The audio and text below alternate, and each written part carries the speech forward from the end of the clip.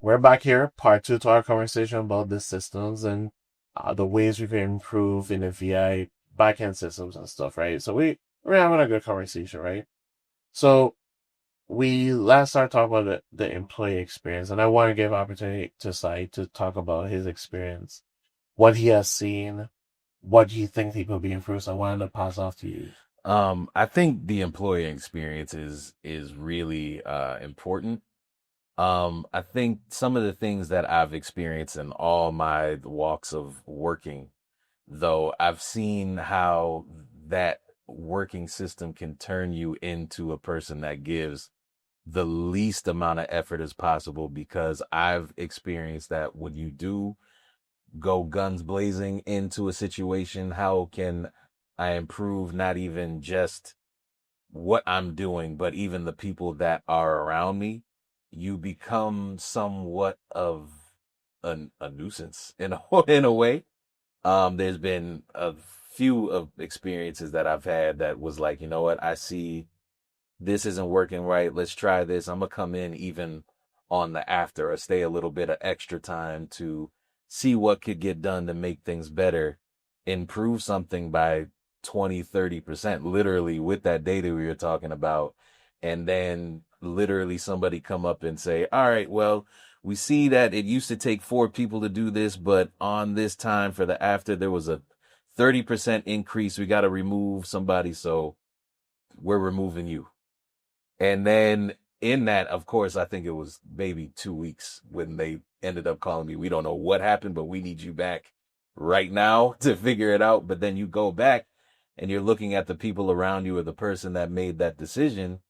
Like, do I really even trust giving that effort again and giving that part? So I got a question with that, right? Mm-hmm. We're talking about technology and data. Mm-hmm. Do you keep data to, kind of justify your work, right? So the employer may not keep that data, but as an employer, are you tracking, documenting the systems changes that you're making and improvements so that when the question comes up as who's doing what, you'd be like, hey, this is my process plan. This is my map of how we're going to make these changes. After that first removal, yeah. Yeah. But then, it just, you have to keep time of even your clock, because employees could mess up with their the amount of hours that you had. So, but not in the way that I should have for certain things. So I ended up getting the short end as far as Yeah. making sure it's like, yo, I'm that person. They find out later on, Yeah. but That's you too know, late. So it's afterwards, and then once they find out, it's like, okay, then do I put this same type of effort like I'm getting to? Do I become that I want to make things better around me and make things tighter, whatever I could do to show that value? Am I going in for somebody to just eat off that value and look at me as a number? You know what that tells me is I'm putting my manager hat for a second. One of the things I would say, I love data, right? But I think you can't solely rely upon reports. And what happened to you is somebody relied on a report, just look at a number and say, hey, let me make the decision based on that, right? When you lack perspective, when you're not investing into the process, you're not doing these reviews and you interact with people and stuff. That's how a lot of businesses tend not to lose because they have the data, but it is no correlation to the data. So sometimes people just watch numbers and make we this, call and them that's how bean you make the counters. wrong kind of decisions, Right. right? Mm-hmm. Because anybody could, hide behind stuff. We've seen it all the time. So I wanted to, that was one of the thought processes I had in my mind, but I wanted to correlate. Now let's go back to GVI, right? And I want to ask a question to everybody, and I'll start with Chris, right? What are the ways that we can make the government more efficient, right? And how has the current level negatively affected you? Well, governments have an innate built-in problem. Not just our government, but all governments, Yes. towns, cities, counties, federal government. They have a monopoly. Okay. They have no competition. Unlike the private sector, where we all fight for our Yeah. bread, you know what I mean? We fight for the dollar. The government can be sloppy. And there's an accountability issue that is very seldom addressed in government agencies, where someone's never really held to task if someone's never really held accountable. And the government doesn't really have to worry about paying its bills. We have to, at private sector people, we have to pay our taxes, we have to pay our bills, we have to succeed, we have to be reasonably efficient. We don't have to be perfect. But governments are sloppy and not accountable. So if an employee in the government is exemplary and they do a great job, do they get paid more than the guy next to him doing the same thing that does a mediocre job? I don't know. I think it's the same salary.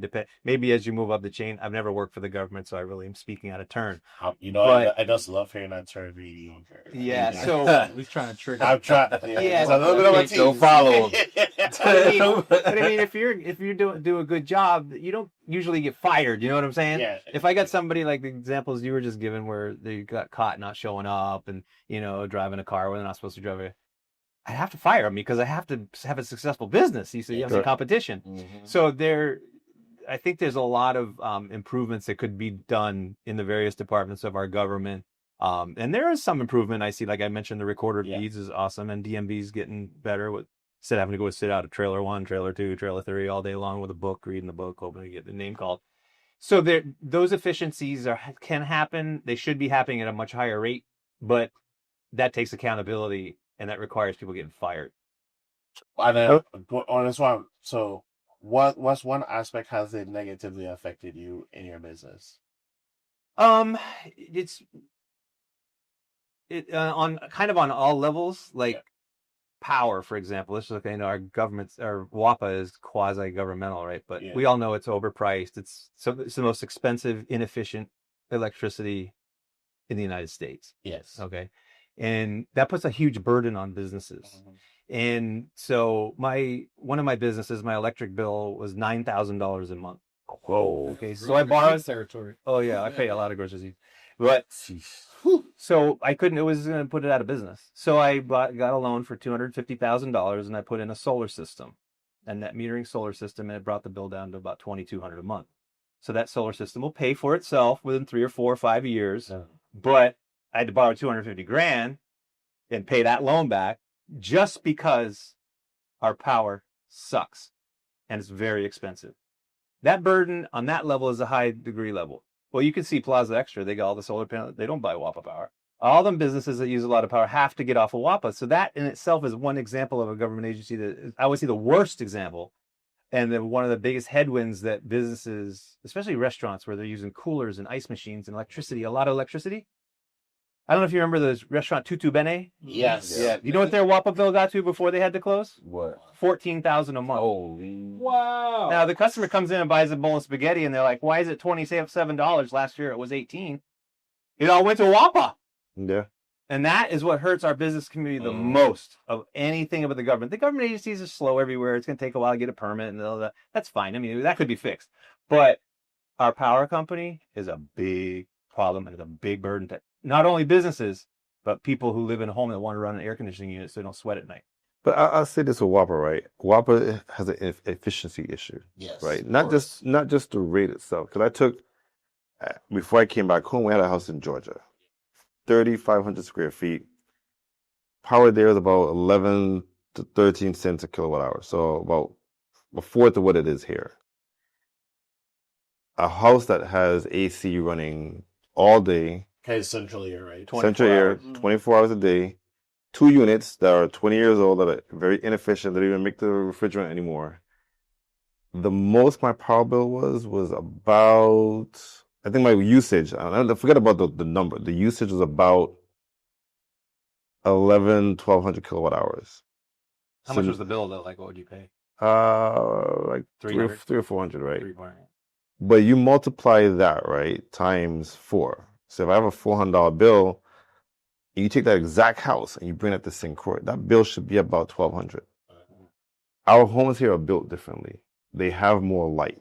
They have more windows. They don't necessarily all have AC. So when I'm hearing somebody tell me, man, I got a WAPA bill for $1,800, I'm like, how? Even though the rate is 4 times more expensive than the mainland, just based on the size of the house, we don't have a lot of homes that are 3,500 square feet that have central air running 24 hours a day. Yeah. the TVs, the lighting, because again, those houses aren't built with windows on all sides. Well, They you have got windows on the your front. house in the States was highly insulated too, so it's more efficient.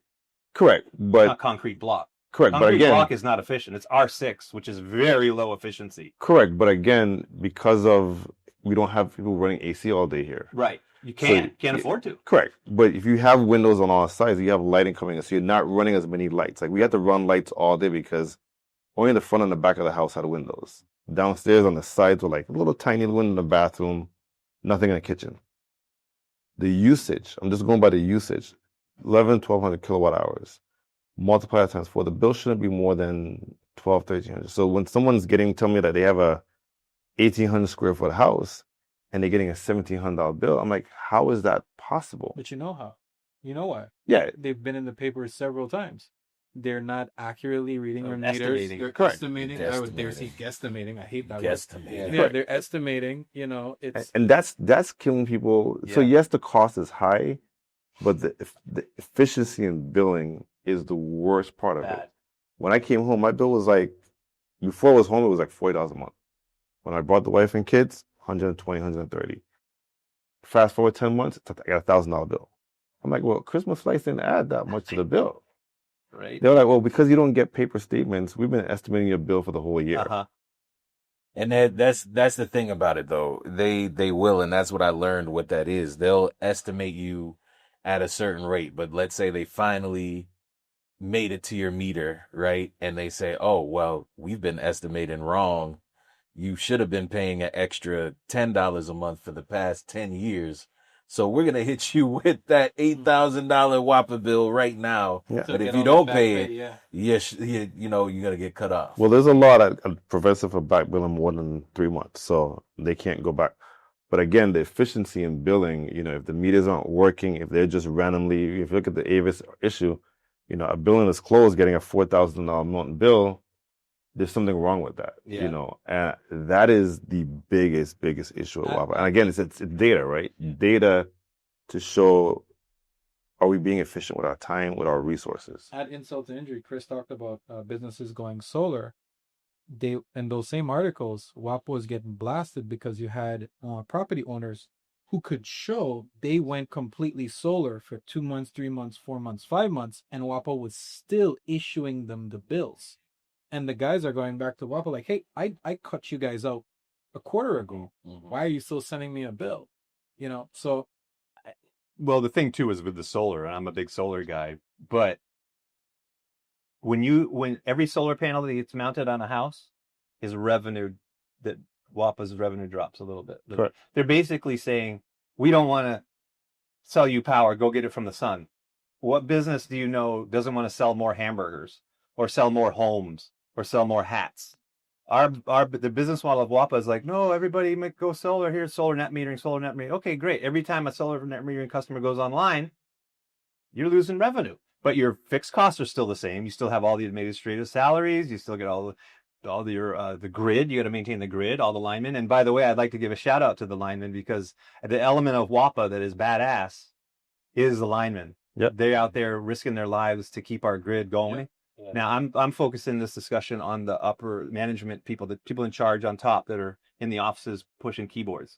Yeah. But hail up to the linemen for doing what they do. That part works, right? The linemen work; they do Yeah. their part, with what the resources they have. But again, the data comes back to, how can we be efficient with what we have? Yeah. Use technology to look for waste, look for, using AI to say, hey, is this bill correct? Yeah, I think they're putting new meters now again. They put in the smart meters. Yeah. There's a new round of meters coming out. a new Correct. smarter. A new smarter meter. Yeah. Smarter. They took out the dumb ones. Yeah, they took- yeah. But again, you got to look at the data to say, hey, you shouldn't I shouldn't have gotten $1,000 bill. Right. Before that bill goes out, there should have been a process where they said, hey, this person is getting charged $140. How are we getting Got to to? jump to that. Yeah. There should have been a Yeah. flag. Yeah. Let's review this bill before we send it out because Yeah. this is not. So my systems do that, right? Like I'm completely automated. My invoicing, if your bill is over $25, you're gonna get reminded X amount of time. If it goes past a certain number of days, the reminders Take over go WAPA, up. man. I'm afraid. and I told a friend of mine that works at WAPA, He felt like he got the touch. I'm afraid of not getting paid. Like, Yeah. and government agencies have a challenge, right, with cash flow. Yeah. It's great to do business with them because, and in fact, I love doing business with the government because their requirements are usually very specific.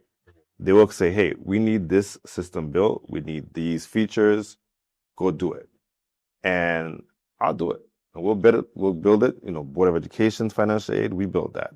EDA's. But then you're waiting for your money, though, right? Correct. VI So you're Slice like the portal, bank now. we You're built like, that. Oh, I like do want to touch on financing. VI Slice in a little bit. Yeah. So we built all these platforms, and they're great because they work very specific requirements.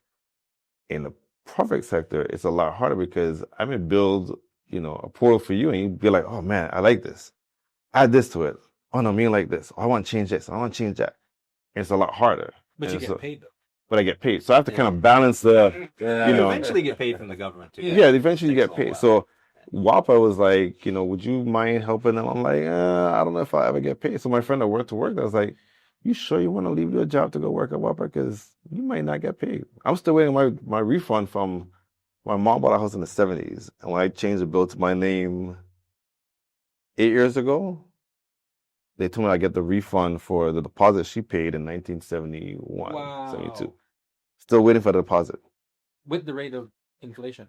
Correct. Okay. They're supposed to pay interest on it, but Oof. I'm not counting on ever seeing that right now. Yeah. So you touched on something, and I don't know if it's a part of this conversation, but GBI is a Goliath. It is the single largest employer in the territory, and if you look at it as a whole, it's the single largest business in the territory. Yes. Yep. And as business owners, they're the biggest client that you can ever get. Yes. Correct. Outside of like One Communications and when Hess was Hess. And it's almost insane the way that you have to like navigate your payment process. And it's not always the same thing. I remember working with the Department of Health. There was this one project manager. I miss her dearly. This lady would she would turn over a PO in 2 weeks and payment in 3 weeks. Wow, nice. She was so fast that the vendors that worked through me, because that's when I did marketing specifically, they were like, how did you get me my money so fast? How? And then within that same department with a different project, I could wait a year. I could wait 6 months. So I'll tell you two things with that.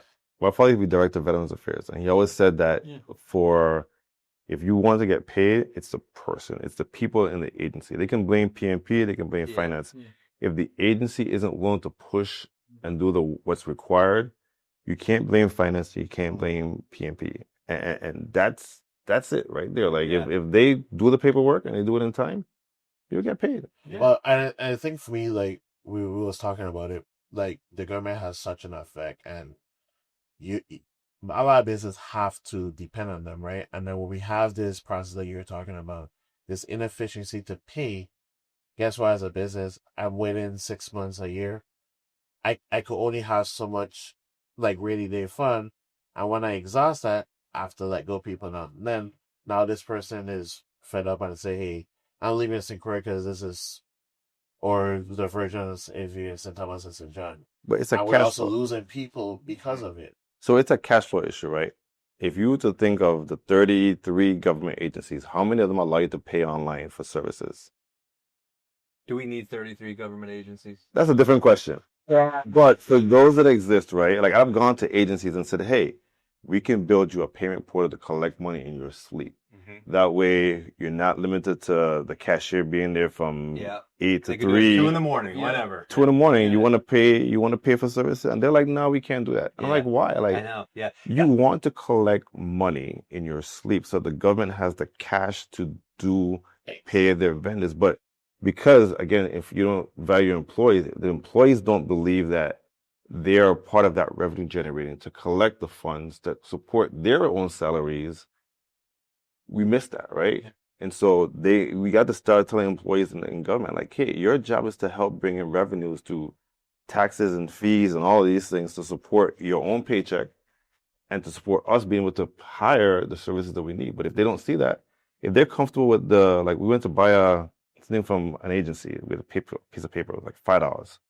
They're like, cashier's not here. So we can't pay them Yeah. for that until She gets back. she gets back. Yeah. Dude, I had a partner in a business here back in the 90s. He was the guy that invented glasses in about an hour, where you had to go to an ophthalmologist and you get glasses, and then you have to get a prescription, then you have to go to another lab, and he brought the lab in the store. He ended up selling it way too soon, and he didn't make as much money as he should have. But anyway, he had one policy: make it easy for people to give you money. Yeah. There you go. Yeah. If you got people that are out trying to pay a bill, take Venmo, take Visa card, take credit card, take cash, take gold bullion, take what's the new Bitcoin, whatever. Yeah. When people are trying to hand money to you, don't put up a wall. Don't put up any kind of barrier to that process. You want that to come easy. I just told a If you client. can keep that in your head. That's what I build my business now. If you're going to give me money, I don't care how you want to bring it. Bring it. Go bullion. And I'll take it at 4 a.m. Yeah. Mhm. I told a lady that this week because they did some work for me like a month ago, and I asked them, "Hi, can I bring the check to you?" They didn't ever respond to my email, and then they called me like, "Hey, you forgot to pay us." And I'm like, "Can I pay electronically? Can I go online?" They're like, "No, Barrier. They're like- barrier. just drop it in the mail." So now I don't keep stamps. Right, now you got to go get a stamp and So, go online. It took me a week and a half to find the time to go write a check, to pay one bill. to go stand in the line at the post office. Actually, I found some stamps, but then the stamps didn't have a value on it. So I have to go and stand in the line. There's 8 people in front of me. So now, for this $100 bill, I wasted about 45 minutes to pay it. So Right. I'm never going to do business with them again because I can't afford to give up The time. an hour. That hurts you. To That costs pay- you so much money of your Correct. time. Yeah. And it's the same Productivity. for every other agency. I'm like, hey, if you make it easy to collect money, just like you said, Yeah. you take away that barrier for collecting money, your cash flow improves significantly. So, in addition to accepting more forms of payment, and I think this is where the data can help them, it's also understanding what the common issues are that relates to payment. So, Mhm. I went to go register my wife's car. We didn't have the front license plate. We lost it or something like that. Mhm. So, of course, we're waiting. We went through the guys who tell us left, right, indicate that. We got that. We went up, waiting in the line for 20 minutes, finally got in. And we're like, okay, the guy stamped it. Here you go. Oh, where's your front license plate?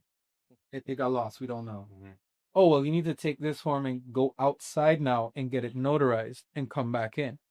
And if it was as simple as a checkbox on her form, lost license plate, and just an additional fee, she would have gotten my $25 instantly. Okay. Instead of now me coming out of the line, going to a notary public, which is outside underneath a little tent, to then wait back in the line to then pay again. So I think it's also if GVI could streamline Yes. common payment issues and because big businesses do that. Yeah. Apple wants your money. Mhm. Apple wants your money. Hey, it takes my money all the Samsung time. wants your money. Because Yeah. click, double Yeah. click, It's click, gone, buy. yeah. Yo, Yeah. Face ID right there. And- Yeah, but it's an ecosystem of payments. Exactly. So they Yeah. know if your Apple Music, your Apple TV, your Apple Watch, all of these payments are connected to you as a single user, they're going to make a way that, Darren, you can pay for everything as easy as possible. So if I'm a single user with a car that has these possible issues, lost registration, tickets, I would love to pay for my tickets at BMV instead of going to the court. You can do it on court now, the court website. I would love to pay for my tickets at BMV and Oh. click on and truly make it a streamlined process. Yeah. I could have been in and out of the BMV in 15 minutes and they could have gotten my money Yeah. for Yeah. all of these issues Right. if they realized these were just common issues. Yeah. And, And you weren't the first one that's I'm happened not the to. first guy. Speaking on BMV and processes, we've all lived in other states. Registering your car, did you ever have to in any other state go out and somebody do indicator left, indicator right? No. I Let me already to the tried it. flash. Right. Yes. I've never experienced Yes. it where it was. So in Georgia, you have to get an inspection every year. If your Isn't it by a vehicle's mechanic? yes. There you Yeah, go. like a gas station or Yeah, you go to a gas station, but you have to Oh. get a vehicle inspection every year. And my car actually failed, and I took it to the dealer, and they were like, "You have to drive the car for like, I think, 1,000 miles for it to recycle the computer." And I took it back to get inspected, and it kept failing. And they were like, "Just keep driving." So now I'm driving an unregistered vehicle. Right. I can't register There's a because black man in Georgia. you can't. My wife got pulled over because the car isn't registered. They can't issue a new registration because it won't pass the inspection. Well, it won't pass the inspection because I got to drive the car. I'm like, how is this going to work? Right. But eventually, after driving it over and over, it the computer reset. They passed the inspection, and we were to get it back on the road. But yeah, there are places. I would definitely say BMV is one of the agencies that have definitely improved dramatically. Barbara Michaels Jackson, I got to give her credit because I went to get my car registered last 2 weeks ago. In and out, 20 minutes. Nice. New driver's license, in and out, Yeah. 20 minutes. Yeah, I will agree with that. There's some I've done hiccups. it myself too. But it actually takes less time than when I lived in New York or Boston. Okay. So I want to shift gears for a second, right? Because we talk about GVI, but now let's talk about the private sector, right? Because in order for an economy to thrive, we have to have a booming private sector, right? So we talked about it earlier where we said, these businesses tend not to scale up, and really and truly, the Virgin is not the only customers, right? How can now these private sector or private businesses now expand to other markets so they could gain more revenue? What would you say? I'll start with you. So, what will be your aspect when it comes to that? As far as say the question one more time. So basically, how can private businesses expand to different markets or attract investors to help them expand? I feel like that's way out of my scope. I want that answer. To jump in. Go ahead. I think before they even look for outside investment or even jump into other industries, I think they need to perfect their art first. And that's where we see a lot of VI businesses. They haven't perfected the art of selling titty bread. They haven't perfected the art of serving food. They haven't perfected the art of welding sheet metal. And then the reason why I say they haven't perfected it is because they haven't looked at the process chain. They haven't, spoken to people like Shomari to understand the back end technology that could help them. And why I think that's a critical misstep to jump outside is because if you can't satisfy 10 customers in an hour, how can you invite an investor to come in? And how can you want to jump into a different market? And so that's why I think data is just the lifeline that businesses are just, they're shy about, they're afraid. I know it's hard. They don't want criticism. They don't want their employees bagging on them. They don't want paper trails of how their products suck. But like Qdoba, Moe's, Chipotle, right? They're the same business with different names. They sell more or less the same product. They have this more or less the same service. The back end of those businesses are intense. They know how long it takes them to create a burrito bowl, a vegan bowl, a chicken bowl. They know how long it takes to cook the chicken on the grill. They know the units in terms of bags per pound. They know loss. And also they know customer flow. Yeah. And they've limited their menus. And they've Simplified. they're not selling 17,000 things. Yes. Except for Chinese restaurants. They need to have amazing wide menus because you never know when you're in the end. Exactly. But I say that because if businesses in a territory can hammer down on the basics, then you can grow exponentially. But you can't grow when you got a bum hip. You can't run faster with a bum hip. So I think they should slow down first and go back to basics and understand. Like I see restaurants running out of food at 1:00 in the afternoon. I think that's insane. Look, the bakery was out of bush tea at I had an 8:00 interview, so 7:50 they were out of bush tea. So like I already know from a customer experience and an employee experience, there are certain sets of data that they don't have that could fix that problem. One, you're not tracking how many customers throughout your hours. You're not tracking which products sell throughout those hours, and then you're not tracking items per sale or total items per sale. So you're not looking at those numbers. I'll give you guys a sad story. I worked at Urban Threads for years. I remember leaving and going to the States and working at Man Alive, which was like a chain store. And the manager was like, okay, great. These are all the metrics we have to track all day long. So if it was a random February 14th on a Tuesday at 3:00, I knew my sales for that moment because they were tracking that data both short-term quarters and over long-term. And then they factored in like season, loss prevention, staff, and stuff like that. I had my numbers and had my targets. When I came back home and I realized, well, wait, I don't even know how much money we're making this month, let alone this quarter. So I broke open a dirty Excel spreadsheet and I started just logging all of because we had the paper receipts at the end. Yeah. So, but you can start that simple, right? With a spreadsheet. Yeah. You can start with spreadsheets to really help you with understand tables how and your formulas and all business that doing. stuff. And the cool part is if you use things like Google Docs Yeah. or Microsoft Excel Online, you can use the built-in AI tools to analyze your data and tell you, hey, here's what this data says about what you're doing. You know, you don't have to do the complicated, like, yeah, I would love people to come and say, hey, Shomari, help me do this, right? Because that's how I make my money. That's how I pay my employees and everything. But you can do some of it yourself, right? With just some simple Excel spreadsheets to analyze the way your business is functioning to help you do better. We have to get, at some point, we have to shift and say, hey, we really want to do better here and then scale our business to grow outside. Like we want to perfect, like, you know, what it said is perfect doing it here. We did that with the payroll software. We perfected it. We used it for 2 years internally before we let any customer try it out, just to make sure that, hey, one, it's secure. So I can't go in a database and see what your company is paying. I can't see names. Everything's encrypted because we believed in that. I have my employees log into the portal. Can they see their pay statements? Can they email to themselves? Can they download W-2s? Perfecting that business internally for 2 years before I let the first person outside try it. And for those businesses that are hesitant, that like are scared because either it's new technology, they gotta hire somebody.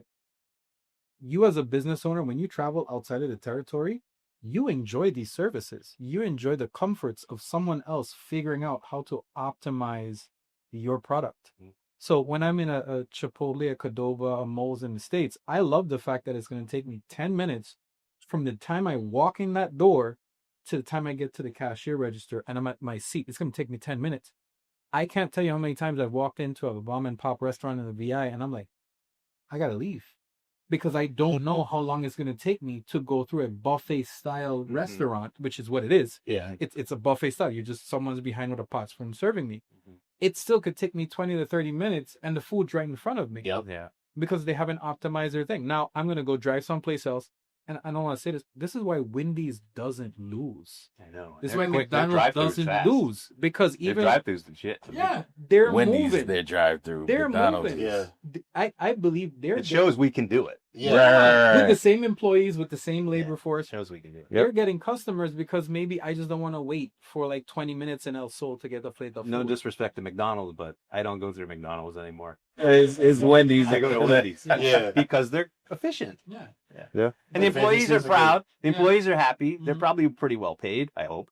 And they're all smiling and they're nice. You know what I'm saying? There's a good culture in that business because it's successful.